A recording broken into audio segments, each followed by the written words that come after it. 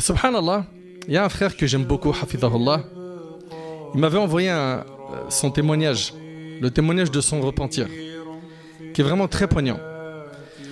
Il me dit, parce que là, souvent quand on vous parle des histoires des compagnons, des pieux prédécesseurs, certains ils ont le réflexe de dire « Ah mais ça c'était à leur époque ça.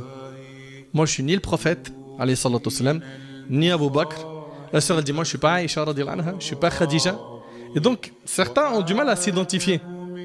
Alors que ce sont nos modèles. C'est eux qu'on doit suivre. Mais regardez, ça c'est un exemple de quelqu'un qui est encore vivant, que je connais. Il m'a dit à 16 ans, j'étais le chouchou des grands du quartier. On a commencé par me faire livrer des substances, de la drogue, puis à en garder.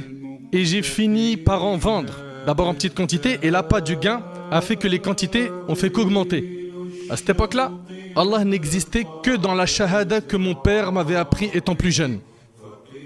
Subhanallah. Bien sûr, l'argent finit par te rapprocher des femmes. Et pour approcher les femmes, il faut aller en boîte, etc. Mes journées se passaient dans une cage d'escalier. Vous savez comment ça se passe, hein, les jeunes de cité, à vendre, etc. Et mes soirées en boîte de nuit.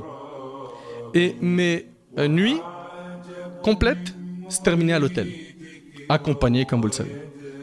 L'argent m'a permis d'ouvrir 2 magasins. Mon business continuait. Il continuait. Recel, transactions, hein, tout ce qui pouvait m'apporter des sous, je prenais. J'ai commencé la prière à 20 ans. Et pendant 6 ans, je la faisais qu'avec 2 sourates.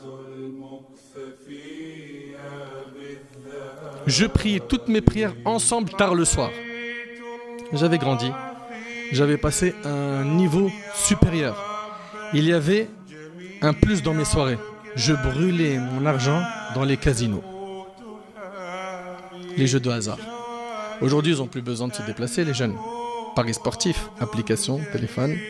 Et ils se concurrencent dans qui fait le plus de grands péchés.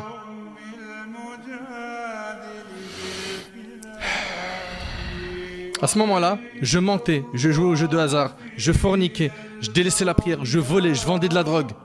Je jeûnais pendant le ramadan et je voyais des femmes le soir. Mes tarawih étaient dans les cafés à jouer aux cartes.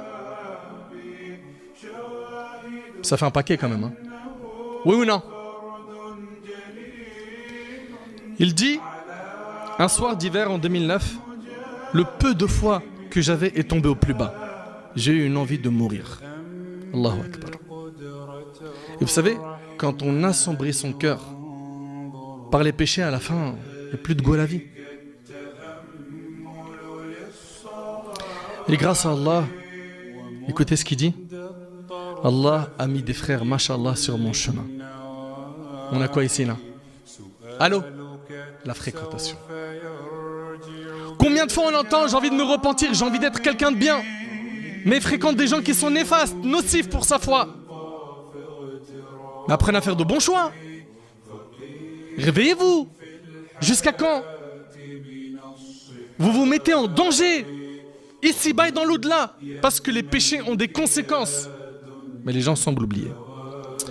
Il dit, ces frères-là, ils ont commencé à me faire des rappels. Et je me suis rendu compte que ce fameux soir 2009 était un appel d'Allah pour me ressaisir. Alhamdulillah. Il dit aujourd'hui, je prie à l'heure. J'ai arrêté la fornication. Je prends des cours de religion. Tout mon argent haram a disparu. Et pour ce faire, j'ai dû zapper mes anciens amis. Ici, vous voyez bien. Hein, comme l'homme qui a tué 100 personnes. Tu peux pas dire, je me repens, je reste avec des mauvais. Et c'est eux mon cercle rapproché. Tu peux à la rigueur mettre une bonne distance entre toi et eux. Et quand tu sens que tu es assez fort, tu vas, tu les appelles Allah. Mais tu continues à les garder autour de toi. Ceux qui t'éloignent d'Allah subhanahu wa ta'ala, tu te mets en danger. Subhanallah, ce frère-là, il dit qu'il a zappé ses anciens amis. Et il a zappé les vices qu'il avait. Il dit, alhamdulillah, je n'ai jamais été aussi heureux. Et l'apogée de tout ça fut la guidée de ma maman. Alhamdulillah.